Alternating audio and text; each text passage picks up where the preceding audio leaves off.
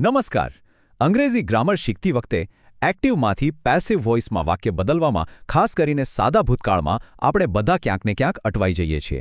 પણ ચિંતા ના કરશો, આજે આપણે આખા ટોપિકને એકદમ સરળ બનાવવાના છીએ. દિશા એકેડમીના આ ખાસ વિશ્લેષણમાં આપ સૌનું સ્વાગત છે. શું તમને પણ એવું થાય છે કે સાદા ભૂતકાળમાં પેસિવ વોઇસ બનાવતી વખતે ક્યાંક ને ક્યાંક ગૂંચવાઈ જવાય છે? જો જવાબ હા હોય તો તમે બિલકુલ સાચી જગ્યાએ છો.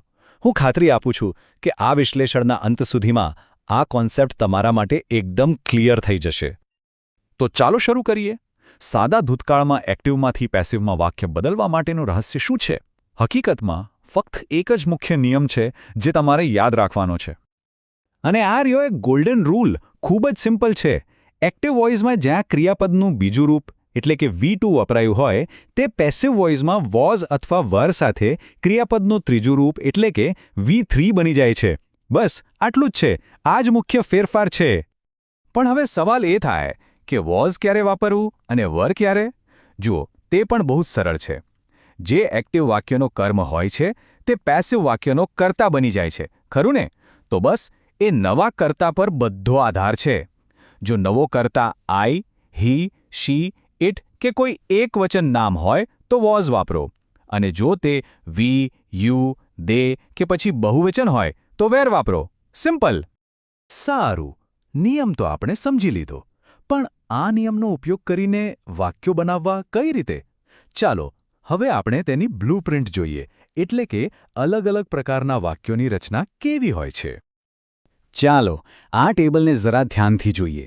હકાર વાક્યોમાં તમે જોઈ શકો છો કે સબ્જેક્ટ અને ઓબ્જેક્ટ પોતાની જગ્યા બદલે છે અને V2નું વોઝ વેર પ્લસ V3 થઈ જાય છે. નકાર વાક્યોમાં ખાસ ધ્યાન રાખજો. એક્ટિવનું ડીડ નોટ પેસિવમાં વોઝ નોટ કે વર નોટ બની જાય છે.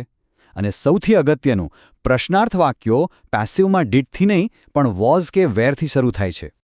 થિયરી તો બહુ થઈ, ખરું ને? ચલો હવે આ બધા નિયમોને પ્રેક્ટિકલ ઉદાહરણો સાથે સમજીએ જેથી બધું એકદમ સ્પષ્ટ થઈ જાય. અહીં પહેલું ઉદાહરણ જુઓ. એક્ટિવ વાક્ય છે રામ બ્રોક ધ વિન્ડો.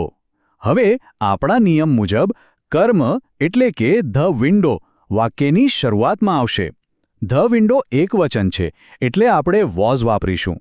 અને બ્રોક જે V2 છે તેનું V3 બ્રોકન થાય તો વાક્ય શું બન્યું? The window was broken by Ram. છે ને સરળ? હવે આ બીજું ઉદાહરણ જુઓ. I wrote 2 letters. અહીં કર્મ છે 2 letters, જે બહુવચન છે. એટલે પેસિવમાં તેની સાથે શું આવશે? બરાબર, were આવશે. તો આપણું વાક્ય બને છે 2 letters were written by me. ચાલો હવે એક નકાર વાક્ય જોઈએ. એક્ટિવ વાક્ય છે She did not clean the room. અહીં did not clean છે. પેસિવમાં કર્મ ધ રૂમ એક વચન હોવાથી આપણે વોઝ નોટ વાપરીશું અને ક્લીનનું V3 ક્લીન્ડ થઈ જશે. તો વાક્ય બન્યું the room was not cleaned by her. અને હવે જોઈએ એક પ્રશ્નાર્થ વાક્ય. એક્ટિવ પ્રશ્ન છે ડીડ હી બાય બુક્સ. અહીં કર્મ છે બુક્સ, જે બહુવચન છે. તેથી પેસિવ પ્રશ્ન ડીડથી નહીં પણ વેરથી શરૂ થશે. તો સાચો પેસિવ પ્રશ્ન શું બનશે? વર બુક્સ બોટ બાય હિમ.